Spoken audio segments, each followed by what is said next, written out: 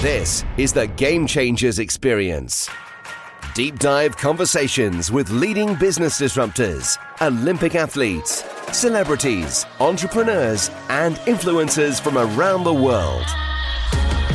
This show will teach you insights about the winning principles in mindset, productivity, marketing, branding, entrepreneurship, business strategy, and more. Hosted by Productivity Authority, business strategist, former elite athlete, author, and public speaker, Adam Strong. Hello, everybody, and welcome to the Game Changers audio experience with myself, Adam Strong. Today, we have an amazing show, as we always do, but we also have a very special guest on today's show, someone that I've been following for a number of years. And I suppose you could call him inspirational. But what I love about this particular person is that he really shows his vulnerability and loves sharing his stories back from his childhood and how it comes into play in the business world today. His name is called Evan Carmichael. At the age of 19, Evan actually built and sold a biotech software company at the age of 19. At the age of 22, he became a venture capitalist and raised between $500 and $15 million. Now what he does is he actually runs the Evan Carmichael YouTube show and has now got over 3.1 million YouTube subscribers. He's a multi-author. He's got 4 different books. His latest one's called Build to Serve, which we'll be talking about a little bit later on today. He's also the owner of Canada's biggest salsa dance studio in Toronto, Canada, which is really exciting. Now, Ed Mylett, who we follow and is a good friend, he also called him the Napoleon Hill of he's the what we call the modern day Napoleon Hill. So, without further ado, I want to give a big round of applause to Mr. Evan Carmichael. How are you, Evan? Thanks for love, Adam. Great to be here, man. Great, so that you can spend a little bit of time with us, because I know that you're extremely busy. And by the way, you have an excellent haircut. Oh, perfect. Yeah, I just need to get the glasses, and we're twins. This is great. Love it. Well, listen, I'm a big fan of yourself, and I mean, like I said, I mentioned, just a second ago, I've been following you for the last few years, and what I love about you is that the fact of the matter is that you show your vulnerability, and you come from a, even though you're an introvert by trade, right? You're an introvert, and you really are very open. I love that open and honesty about you, and I think that really kind of sets you apart from some of the other gurus out there in the personal development world. And I think human vulnerability is so in tune with the way the world is right now. I don't know what your thoughts are about that. Yeah, I think it's fun. I just went through some training with my group and trying to explain the difference between trapped titans and twins. And I think most people are trapped. Most people feel like they're stuck. And what people want to do is serve. We want to help other people who are like us and get out. And so what we try to do is become a titan. And the titans are like the Oprahs of the world, and they're sharing all these inspirational quotes. But the answer is actually to be a twin. And the twin is the person who helps you see that you're like me. Mm-hmm. So even your comment at the beginning about my haircut, we're twins on the haircut journey. Absolutely. The more you share what you've been through, not just where you are right now, right? If you've had some success and all you do is show off your success, or all you do is say, well, here's what I did, here's what you should do. People don't listen to you because they don't know where you've come from. The answer is to be the twin. The answer is to show that, hey, what you're struggling with right now, I went through and maybe still struggle with. If you talk about me being shy or introverted, I still am. I've learned to deal with it, and I can come on shows like this now and recognize that, hey, I still love to share, and I still love to serve. I think just because you're an introvert doesn't mean that you don't want to serve. But that took years of fighting and work and just holding myself back. And I think the more that you can just dive into your story and share what you've been through, so that people see themselves in you. I think most people who get into thought leadership, you are trying to be the Titan. You're trying to be the next Oprah. And then you look at your content, and if the same quote that Oprah's putting up, you're putting up, you just look like a Oprah Jr. True. Where what you want to do is stop trying to be the Titan, be the twin. If you look at the content that has performed the best on YouTube, on Instagram, on whatever platform you're creating content on, the stuff that performs the best is where I actually feel a little bit of a connection to you. So people say all the time, well, be authentic and be vulnerable. What does that mean? Well, it means trying to be the twin for people. It means trying to show that you have gone through what they went through, not just the actions, but the mindset of feeling worthless and feeling stuck and feeling like it's never going to work, and telling, your friends telling you that you're never going to be anything.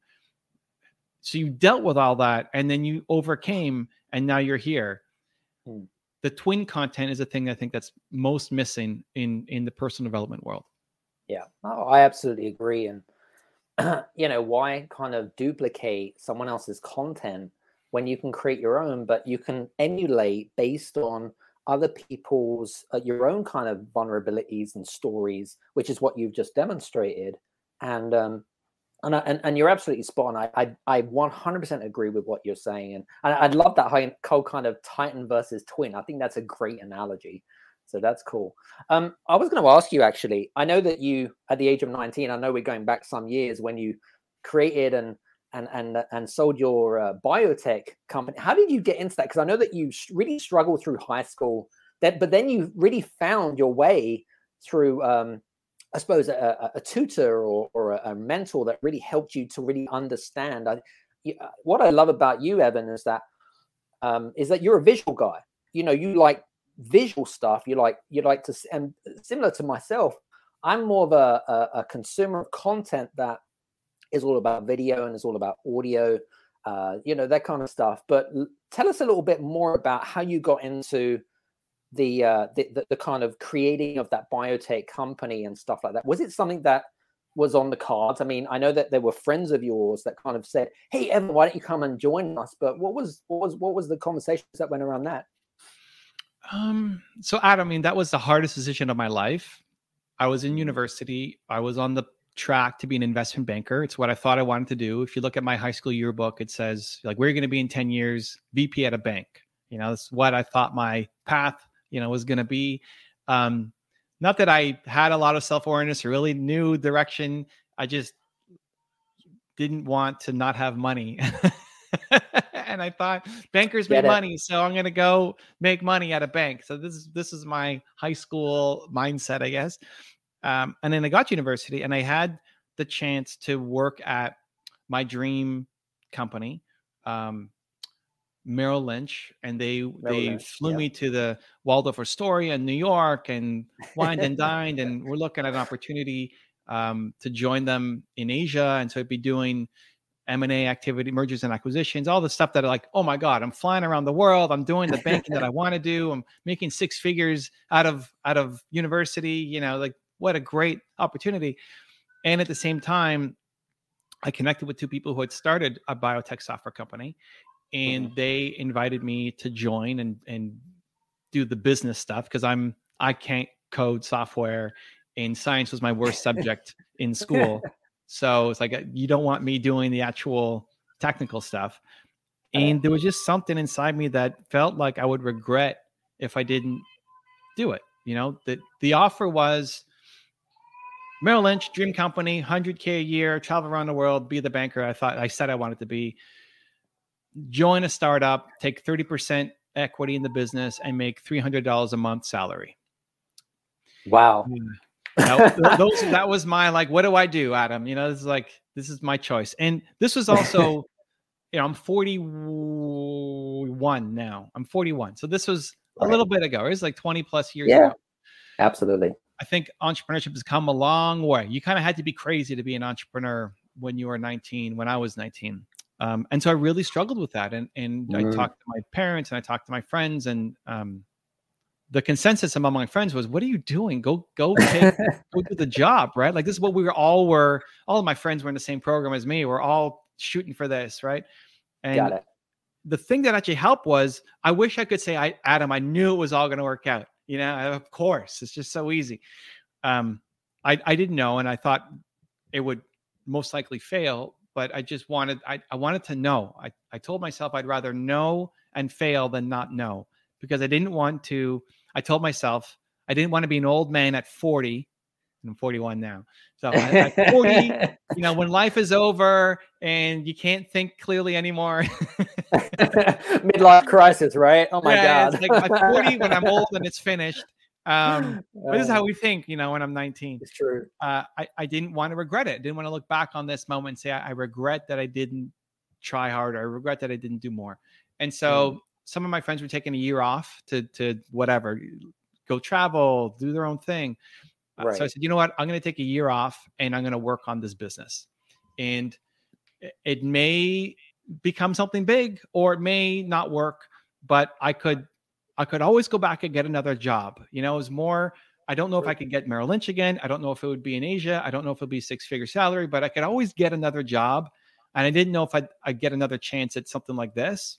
And so I said, I'll give myself a year and I'll go do it. And thankfully it worked out, but it was really just minimizing risk. I think a lot of times when you look back on somebody's story, it can be romantic. It's like, well, I knew it was going to work out. And it's just such an easy decision. Like, no. It was like, I had no idea. I thought I was going to fail. I just didn't want to live with regret. And so I had to go and find out. And so that was the most difficult decision of my life. And ever since then, I used the same framework of, am I going to regret? It's like, we rarely regret the things we do. We regret the things that we don't do. So It's like, the rocking chair test of being 200 years old, sitting on your rocking chair, looking back on your life. It's like, I wish I did X. I want to have as few of those regrets as possible. And that's been a good barometer for how to make great decisions. Absolutely. It's a good one. Love it. Fantastic. I know you mentioned right at the beginning of our conversation, which was all around you feel like a lot of entrepreneurs are kind of lost and confused, which I absolutely 100% agree. And your latest book, which is all around Built to Serve, you know, and again, I'm a big fan of that. What advice do you have for a lot of entrepreneurs and business owners that are just what I call going through the times? Do you know what I mean by that? You know, you're just kind of going through the motion or the notion as such, and there's just kind of this loss in direction. Do you know what I mean? This lack of clarity. Have you got any advice for people like that? Because I know that you've lived through that experience yourself, and I was just wondering how, you know, when you were in those shoes, what did you do as a person, and some of the advice that maybe you could give to our listeners? Yeah, and I think, Adam, that's something that it's ongoing. Like, I still live through it. It's still the guiding star for me of where do I take the next version of my life. The concept of Built to Serve is that humans are built to serve. If you're not happy, it's because you're not serving. Everybody wants to wake up and feel like what they're doing today is going to mean something to somebody. And some people, like you and probably most of your audience and myself, we want to serve the world. We want to have a big impact. We want to change lives. We want to leave the world better than how we found it, right? For real. And others, like my wife, don't have a big mission, but she's the glue for our family, and she still wants to serve the 25 closest people to her. But in either case, you're built to serve. And if you woke up and felt like the work that you did mattered every day, you're going to start feeling a lot more fulfilled, and it's going to lead to a more successful business as well. If you woke up every day and felt like it doesn't matter, nobody cares if I show up or not, that's the path down to depression. That's the path down to suicide. That's, you know, it's down. Just people who are depressed feel like they don't matter to anybody. True.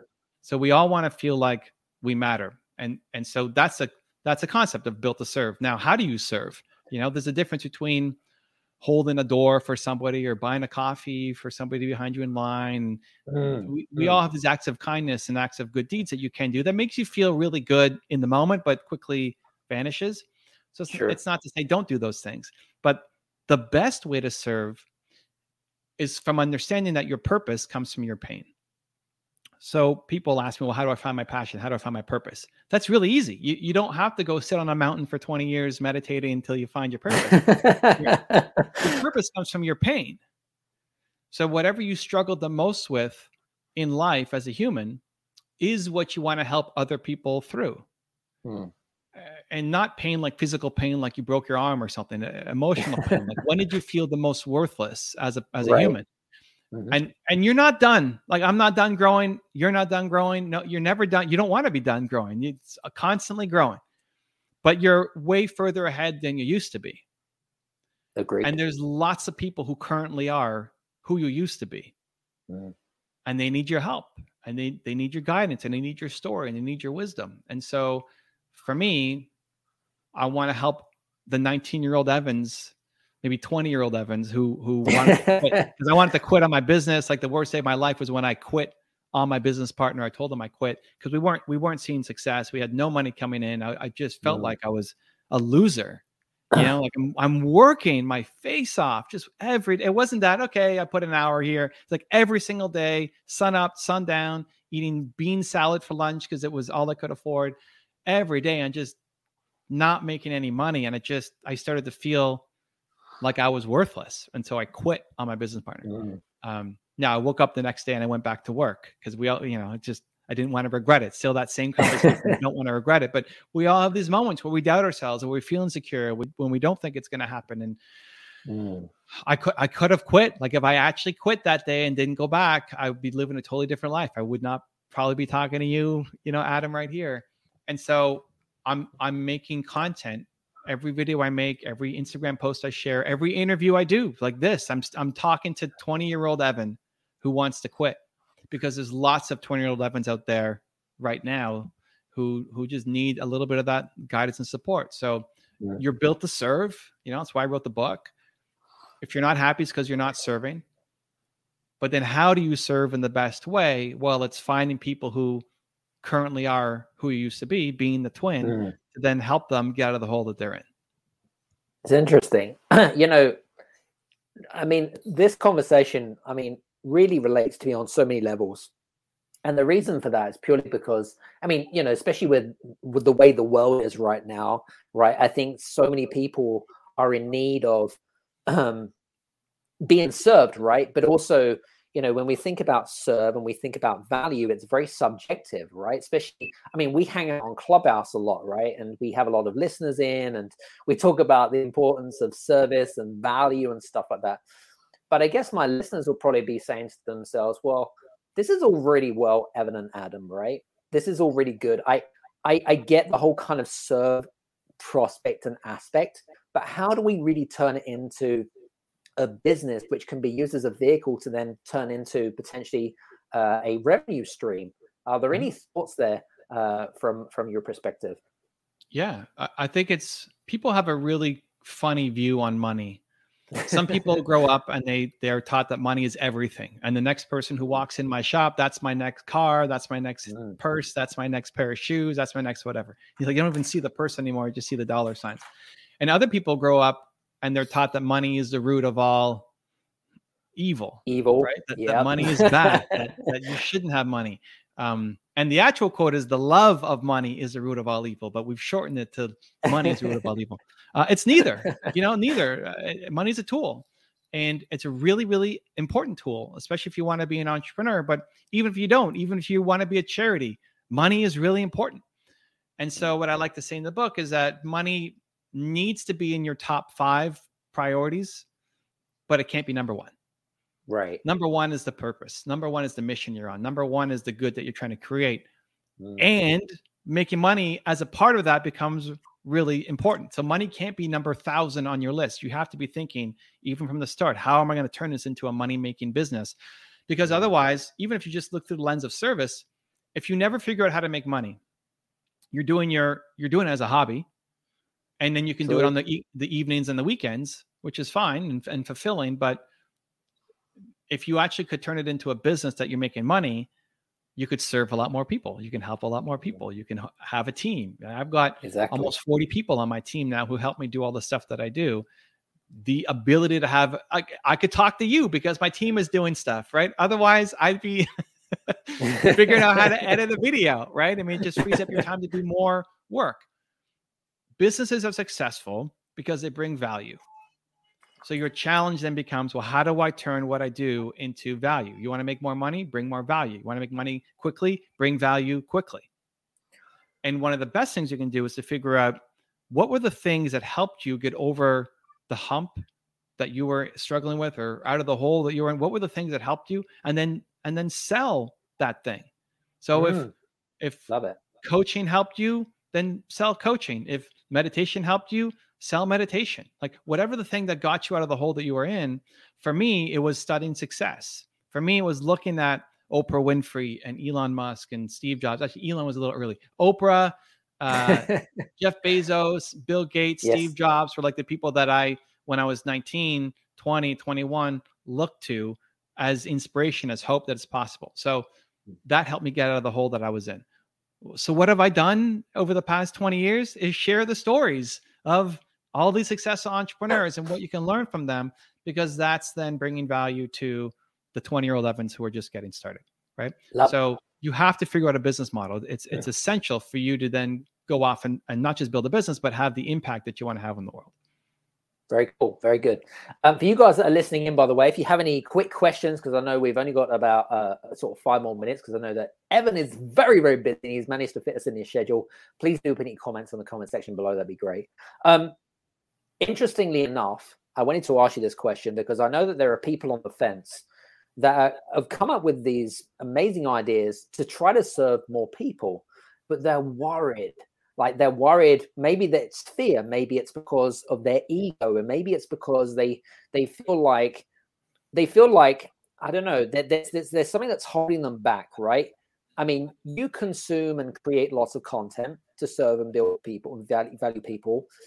What advice do you have for those people that are kind of on the fence, you know, in terms of like trying to serve people, but they're not sure about how to move it forward, because maybe in the back of their mind, maybe it's because of money. Maybe it's because of fear. I mean, you're an introvert. Maybe they're an introvert. Any thoughts there? I know it's a big question to ask in a few minutes, but I thought it'd be a really good one to use.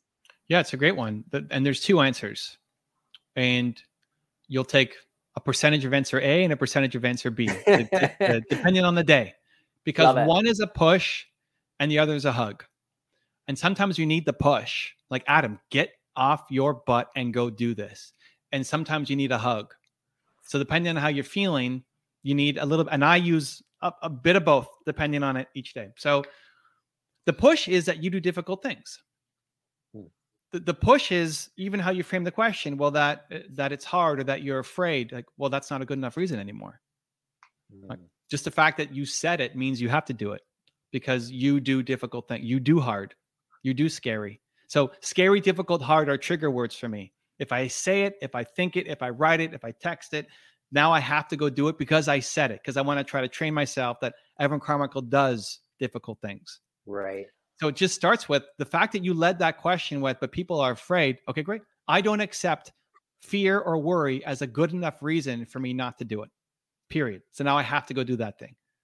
Like, it shortcuts the brain. Because all of those reasons are valid, because you are introverted, because you don't have the money, because you don't, like, they're all valid reasons, but they're not good enough reasons anymore if you want to play at the next level. True. So that's the push. It's like, I said I was scared. I said I was worried. Great. Now I have to do it. That's the push. The hug is coming back to your intention. What is it? Hopefully it's to serve. And so if your intention is, I'm just going to rip this person off so I have money in my bank account. Okay, well, that's not a great intention. But if you're listening to Adam, why? Like, the thing that you're afraid to do, why are you doing the thing? Well, it's to help. It's to serve. It's to get the message out there. It's to, even if just save one person's life or change one person's mindset if they watch that video. As long as the intention is positive, at least for me, that gives me extra courage to go and do the thing. As an introvert, as someone who's shy, every time I get up on stage, I'm always nervous. I'm always afraid. And so it's the push of like, well, I do things that I'm afraid of. Let's go, Carmichael. But also I'm here to like, I'll always look at the audience and I'll see, you know, I see Dorothy here on screen. Like, I always look at the people and see, it's like, I'm here not for me. I'm not here to sell my book. I'm not here to sell my course or whatever. Like, I'm here to serve, to help Adam, to help Dorothy, to help whoever else is watching. And I'll try to find somebody in the stage. It's like, I'm here for him. I'm here for her. So sometimes you need the push and sometimes you need the hug to get you out of the rut, because staying stuck is not the answer. Love it. Love it. Now, listen, we're coming towards the end of our interview, because I know that you're you're busy and stuff, but we'd love to know what you're working on right now, because I know you've got books out. I mean, you've sold companies, you've raised money for other businesses and acquire other businesses. What are you working on right now, and how can the audience get in contact with you? I mean, getting in contact, I'm pretty much everywhere. So Evan Carmichael, whatever platform. The easiest way to ask questions is I do Minecraft gaming with my son 4 days a week. That if you go to evancarmichael.live every night, I guess it'll be really late for you. So it's 7 p.m. Eastern here in Toronto. I play Minecraft and take questions. So if you have a question, come. That's probably the easiest spot to reach me. The thing I'm most excited by right now is I have a program called Movement Makers, and I want to help other thought leaders build their movements, because I realize that I can only do so much. Right. People only like my story so much, but I want to train people how they could do it as well, because if they learn what you went through, and I can help you get your message out there more, then it has this ripple effect out to the world. So I'm basically training thought leaders how to get their message out and turn into a business through Movement Makers. And I just came from them. So I went from them and then into you. And it's just so much fun. Love it. By the way, are you on Twitch? We also will co-stream the Twitch. So we just set that up. So it's YouTube first, and then also co-stream the Twitch. Cool. Very cool. Well, listen, I'd love to maybe have some more conversations with you about how we could potentially collaborate more on that, because I think that's a great idea. I think it's a fantastic idea, and we could definitely take that offline. So listen, I just want to say thanks very much for being on today's show. I really appreciate it. And this was fun. I enjoyed it. So that's a sign you're doing something right. Like if we all did work that was fun, that you enjoyed, that doesn't feel like work, then that's how you start to win. Absolutely. Listen, guys, I hope you've enjoyed today's conversations with me and Evan. Make sure you check out the Game Changers audio experience, and we'll see you again. From me and Evan, have a great day. Take care. Hey guys, I just wanted to get your attention because on October the 20th, we have the brand new book, Play the Game, How to Win in Today's Ever-Changing Environment, featuring myself along with 17 other co-authors who are up-and-coming leaders. And they speak about different things from franchising, branding, through to adversity. I mean, honestly, the strategies and stories in there are absolutely immense. It has been endorsed by Marshall Goldsmith, who is the only 2 Thinkers 50 and #1 executive coach in the world. And we have, for a very limited time only, for 99 pence or 99 cents, you can download the Kindle version. We want to make this an international bestseller and get it out to as many people around the world. Honestly, it will blow your socks off. If you don't fancy the Kindle version, then no worries. Get the public paperback version as well, and make sure that you click on the link below and help us to become an international bestseller. Some of the content is just going to absolutely blow your way. Anyway, good luck and happy reading. Hey, you guys, I just want to say thank you so much for listening in to this episode of the Game Changers Experience.